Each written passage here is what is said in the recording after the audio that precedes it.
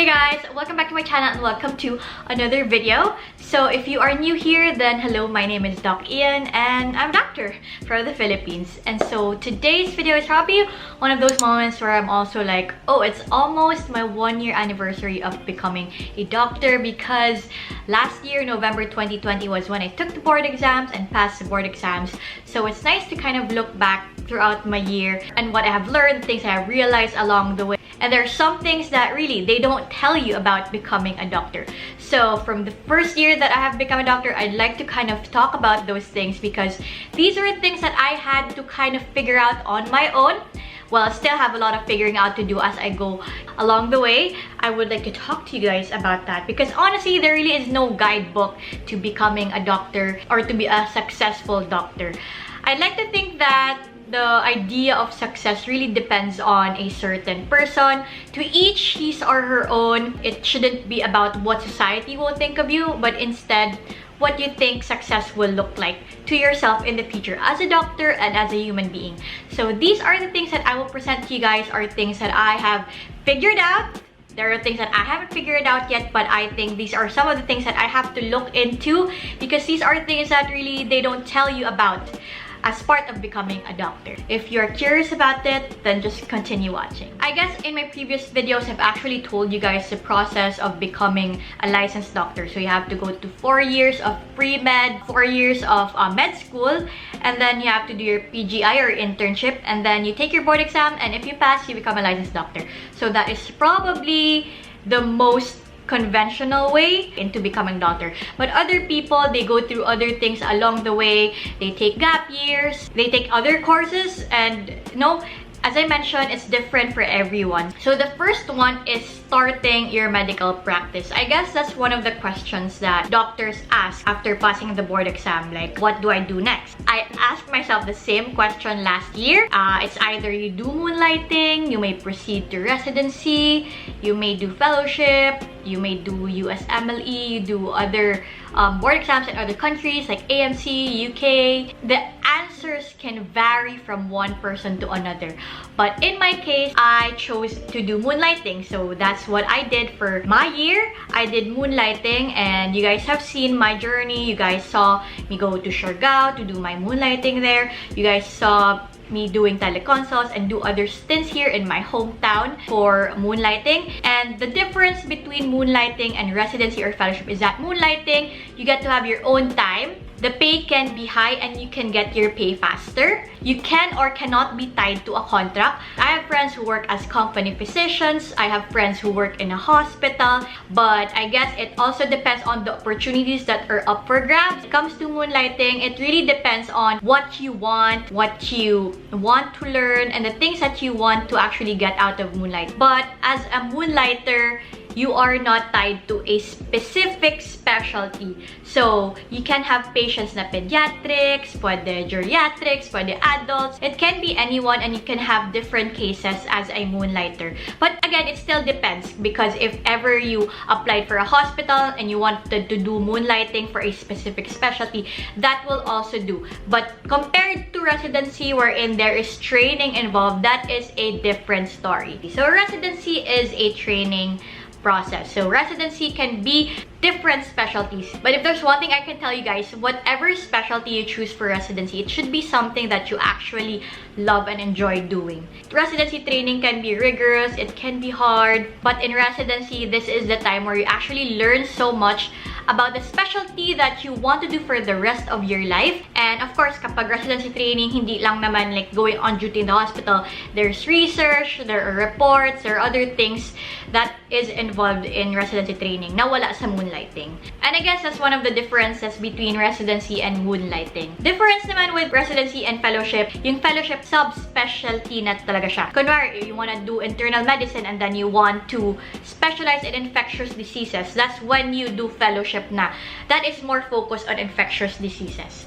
So, general internist ka after graduating from internal medicine, and then you will become an infectious disease specialist after you finish your fellowship training. Usually, different din yung timeline nito, no? Because residency can be around 3 to 6 years depending on the specialty that you will choose, and then for fellowship, it can be around 1 to 3 years depending on the specialty that you will choose. For for my case, starting my medical practice was starting with moonlighting. In relation to residency moonlighting, I also have to share that there is competition involved. And I'm not saying this to discourage you guys, but realistically, when it comes to getting jobs, getting into residency positions, getting into fellowship, there will be some competition talaga. When it comes to moonlighting nga even when choosing for jobs, nag-Hunger Games yan, lalo na if they pay really well and the workload is not too heavy, magko-compete talaga who can go first. First come, first serve naman usually when it comes to that, kung mga moonlighting positions. If there's some kind of competition here, it's more about a friendly competition naman. If the real competition you have is really yourself. But, you know, don't put too much pressure on yourself. Although, you know, the process can be kind of competitive in that sense. At the end of the day, you are all going to be doctors. We are all going to be doctors. Pero as I mentioned, realistically, there will be some form of competition. But if there's something that I have learned, it's really, you know, just do your best in whatever opportunity that is given to you, and if it's meant for you, it will be meant for you. My second thing that I don't really talk to you about becoming a doctor is starting, you know, a family. And I guess it applies lalo na to girls because, of course, at my age right now, we kind of have to consider also that if we want to start a family, we have to take that into account in our timelines. Because, of course, if we just focus solely on our careers, it will be harder for us to conceive and give birth to a baby. Lalo na if more than 35 years old na, magiging high risk ka na, no, when it comes to pregnancy. When will I start my family life in relation to my career? When will I put that in the timeline so I can also concentrate on my training? So there are some things that they don't really tell you and teach you that about med school. You have to actually learn it on your own. Lalo na if you want to start a family. But if you just want to remain single the rest of your life, then so be it. And, you know, whatever you want to do, just stick to it. The next thing I want to tell you guys is that there will still be a ton of studying. And the studying does not stop in med school. The studying does not stop when you're studying for your board exam. It continues on. But this time, kasi the difference between studying in med school and when you're a doctor is that you're actually studying because you're managing a patient. You want to provide the best management for your patient. As mas nakikita mo anong effect ng management mo because you're actually, you know, you're the one in charge of the patient. You're the one managing the patient. Kasi when you're in med school, kasi diba, parang usually these are theoretical cases. And one software that has helped me when it comes to creating my notes and actually learning and studying is eDrawMind. eDrawMind provides you the best way to create your own mind maps. Formerly called MindMaster, eDrawMind together with the eDraw suite provides you with eDrawMax, eDrawProj, and more. eDrawMind offers complete flexibility with a selection of platforms available to download, to use online, and to use on mobile devices. It is available for Windows, Mac OS, Linux, Android, iOS, and online. Mind maps are a great way to learn and simplify information for easy memorization. You can choose from a different variety of mind map templates, from basic templates, org chart, fishbone, and more. Plus, you might be able to check on the mind map gallery and find out pre-made templates that you can use. You can pick ones from education, work, lifestyle, and trends. You can choose other pre-made templates of your liking and check on other templates previously created. But for me, I usually enjoy making my own notes because you learn and understand more by creating your own set of notes. That's why I create my own mind maps.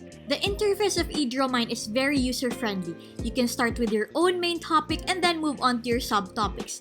But with every mind map or project, brainstorming first may actually help you in organizing and categorizing your thoughts, which you can actually do in eDrawMind. Use different colors to highlight your main topics from your subtopics and create your own brainstorming tools and just continue as you go. Once you are done, proceed to make your own mind map. I created this mind map of the congenital heart defects. They can be acyanotic or cyanotic. For this one, these are the acyanotic congenital heart defects, which can be further divided depending on either increased or normal pulmonary blood flow. These are common questions in cardiology and pediatrics, so having a good mind map will actually help you in memorizing this information. I use acronyms solely because it's also easier to remember it, and that's the purpose of mind maps and learning, finding easy ways for you to learn and retain information. You can even add backgrounds to your whole mind map and choose different background colors. If not, you can use wallpapers as well. pick your own preference. You can also, of course, add colors per each part of your mind map because as a visual learner, these colors help me more on memorization. You can even add stickers like numbers or stars or flags to help you easily remember and retain information. After you are done with your mind maps, you can do a presentation. Click on Auto Create and eDrawMind will create slides for you. You can save it and export it as a PowerPoint presentation, and it will be easier for you to present your mind map per part. Export your created files to different formats from PNG, PDF, PowerPoint, or more. Whatever works for you, the choice is here. Plus, if you want a real-time collaboration with your classmates or co-workers, you can do so by using eDrawMind Online. They have the same features as the software, and you can create your own set of mind maps online. This time, I created the cyanotic congenital heart defects. Collaborate together and edit it together. You can send the collaboration link to them, and you both can create and edit together. As you can see here, once I click on the collaboration part, you can see two people are viewing the document, and they can either be just a reader or an editor. You can then publish your mind maps in the mind map gallery so it can be viewed by others. So many possibilities with eDrawMind. Plus, get a discount by buying the new Inspiration Capture Bundle, which is the lowest price for 2021. You get a free eDraw info aside from eDrawMax and eDrawMind, and gain 3 free license codes for your friends to enjoy premium accounts.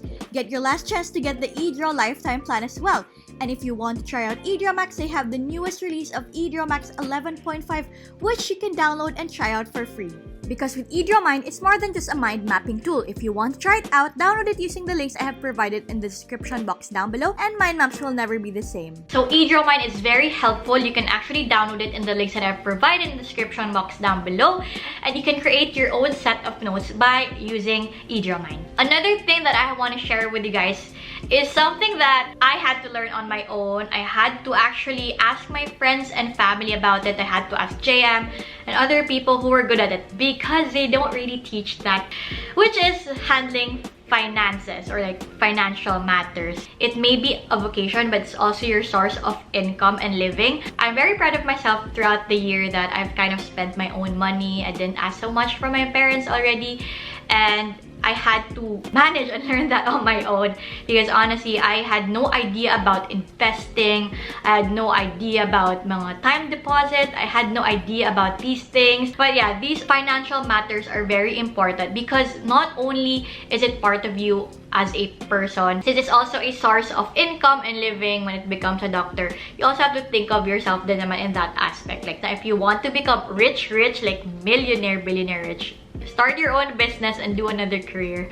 I guess it will take time for you to earn, you know, a lot of money in that sense. And aside from that, finding a work-life balance that will work for you. There is life outside of your career. It's not just for medicine, but any career in general. You have a family, you have friends that are there for you. A good work-life balance is actually what is helpful in being happy. And I guess I've kind of understood that now and learned that in the process because they don't really teach that to you in med school. In med school, you are so preoccupied in passing your exam, just wanting to finish med school.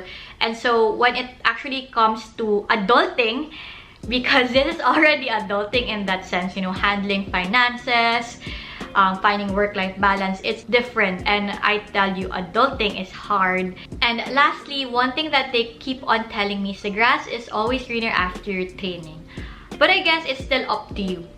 If you become lazy and you don't stay in the clinic and wait for your patients to come, and you don't accept patients, and you don't regularly show up for your patients, that would actually impact that statement. You know, the fact of you showing up and being there for them to provide the best care and management is actually a big help already to them. But it's still different for everyone. If you want to become a general physician your whole life, that can also be a case. If you want to become a general internist or pediatrician or, you know, general surgeon, that may also be the case. If you want to subspecialize, that may also be another case. So as mentioned, the life of a doctor or the timeline is very different for everyone. But it all boils down to finding the best ingredients into surviving your life in general. Not just in your career, but every other aspect in your life. I remember my mom telling me that when she started her career after her training, because of course after you finish training, you're still on your own. You have to start your medical practice, going back to the first thing that I said. And she told me she just stayed in the clinic. She sat there every single day. And she showed up every single day. Even nung time na first days pa niya na wala pa siyang patients. And she just showed up every day. Until such time that patients actually just kept on going to her clinic and people knew about her as a doctor. Finishing training, you feel like, oh, I am already really great. I can treat everyone. But you still have to show up and be humble.